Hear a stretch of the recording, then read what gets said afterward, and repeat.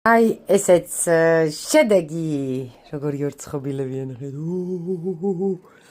აი, წინასწარ გაფრთხილებთ, რომ ვისაც ტკბილი გიყვართ და აი ტკბილის მოყვარულები ხართ, არ მოგეწონებათ, იმიტომ რომ ეს არის ნაკლებ ტკბილი, უფრო დიაბეტიკებისთვის, ვინც აი ძალიან მკაცრ დიეტაზეა, იმ ხალხისთვის არის, თაფლზე არის მომზადებული, აქვს შვრიის ქატო, ხაჭო და მოკლედ აი ესეთი გამოვა რა. აი ნაკლებ ტკბილია, მაგრამ აი რაღაც ისეთი პიკანტურია და ფხვიერია, პირში დნება, უმარტივესი გამოსაცხობია, რაც მასივარში ყველაფერი ჩავყარე, შაქრის და ფქვილის გარეშე. ისე უნდა დააბურთავოთ ზეთიანი ხელით და მოაწყოთ. თუ კოვზი დადებთ, უფრო გაგეშლებათ, ეცადეთ რომ სახამებლით შეკრათ.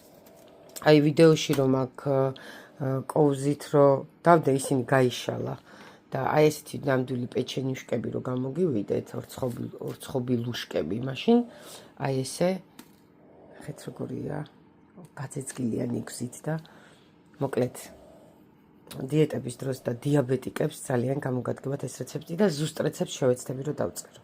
მოგესალმებით, ჩემო საყვარელო გამომწერებო, ეხლა უნდა მოვამზადოთ თქვენთან ერთად ორცხობილა, რომელსაც არც ფქვილი ექნება და არც შაქარი. აბა მიყურეთ როგორ მოვამზადებ, უგემრიელესია და სამი კვერცხი მთლიანი რა თქმა უნდა, არც მიქსერი ჭირდება. ჩემი საყვარელი მწიკვი მარილი, გავუკეთოთ ჰიმალაის მარილი, რომელსაც თეოსთან ვყიდულობ. გავუკეთოთ ვანილი, ესეც ნახეთ წონის ვანილია. აი ესე, თეოს ვანილია ესეც. თეომ გახსნა წინა მძღვრიშვილის 194, ეს არის ვაგზალი ყოფილი ციგნების ბაზრობის ტერიტორიაზე. 94-ს ვამბობდა, თურმე ყოფილა 194. აი ესე ამოურევთ ჩვეულებრივად.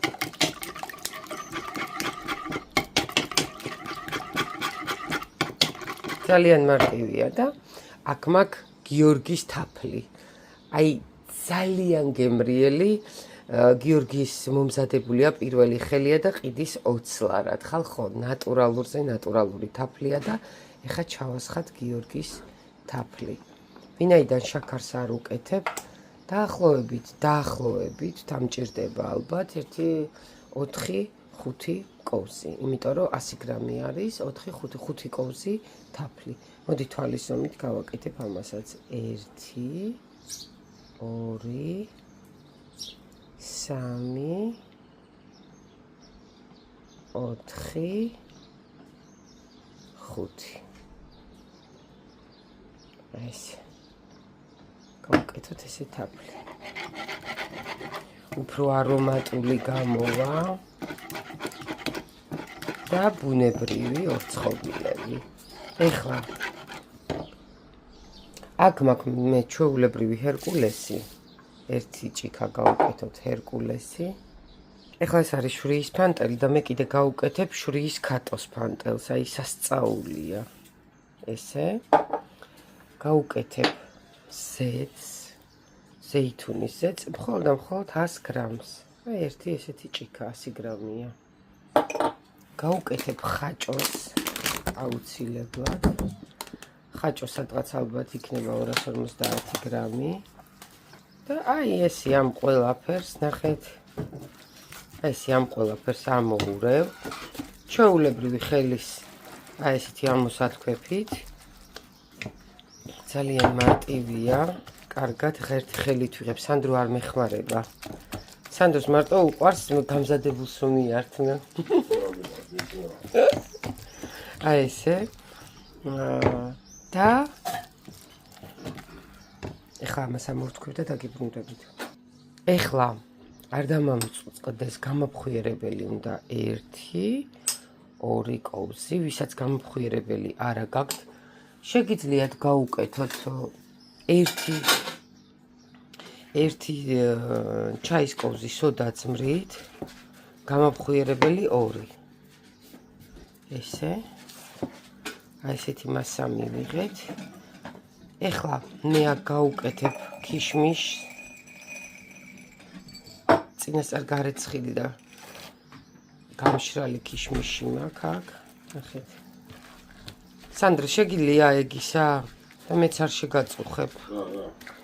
აი ეგ ნიგოზიც მომაწოდო. ნახეთ, როგორი ინგრედიენტები გავუკეთეთ, ყველაფერი ჯერჯერობით. აი პირდაპირ ჩაუშვი. ნიგოზი დაახლოებით ეს 1 მუჭი, როგორც ქიშმიში. აჰა. მადლობა, ჩემო ასისტენტო. აჰა. აი ნახეთ. შესქელდა ნელ-ნელა მასა. ესე გამოვიდა. ძალიან არომატული და გემრიელი ორცხობილებია. შეგიძლიათ თამამად მიირთვათ დიეტების დროს, გრამაჟობით კვების დროს. ერთი ორცხობილა თავისუფლად შეგიძლიათ რომ მიირთვათ. ეხლა გავუკეთებ ნებისმიერ სახამებელს. თქვენ შეგიძლიათ კარტოფილისაც თუ გაქვთ სიმინდის სახამებელია, ესე გავუკეთებ. უკვე გასქურა მაქვს მე გახურებული, აი ეს სახამებელი რატო უხდება, იცით? კრემსაც, ნამცხრებსაც, აი უფრო ნაზი გამოდის. და ვინაიდან შვრიით არის მთლიანად ეს ორცხობილები, ცომს ჩემგან დაიმახსოვროთ, რომ უნდა გამო 1-20 წუთი ცომა უნდა დაისვენოს. მერე აი ესე შეგვიძლია კოვზობით ამოვიღოთ და გაცხელებული მაგ 180 გრადუსზე გამოვაცხოთ, ამას მეტი არაფერი არ უნდა. ოდნავ კიდე სახამებელს დავამატებ, რომ შესქელდეს მასა. ნახეთ, ხაჭო მაინც გაათხელა და გამოვაცხობ 180 გრადუსზე და უკვე ორცხობილებით დაგიბრუნდებით. აი ესე კოვზით გადავიტანე და სეზამის მარცვლებით მთლად სიჯანსაღისთვის მოვაყარე და გამოვაცხობ. ახლა 20 წუთი დაჭირდება ალბათ, შეიძლება უფრო ნაკლები. აი თუ ცომი არ გაგისკევდა, დაამატეთ ან სახამებელი, ან შვრიის ფანტელი და ნახეთ აი ესე უნდა დავამრგვალოთ. ან ცოტა ფქვილით შეიძლება რომ დაამატოთ, ცოტა ფქვილი, ნახევარი ჭიქა ფქვილი და გამოვაცხობ და დაგიბრუნდეთ.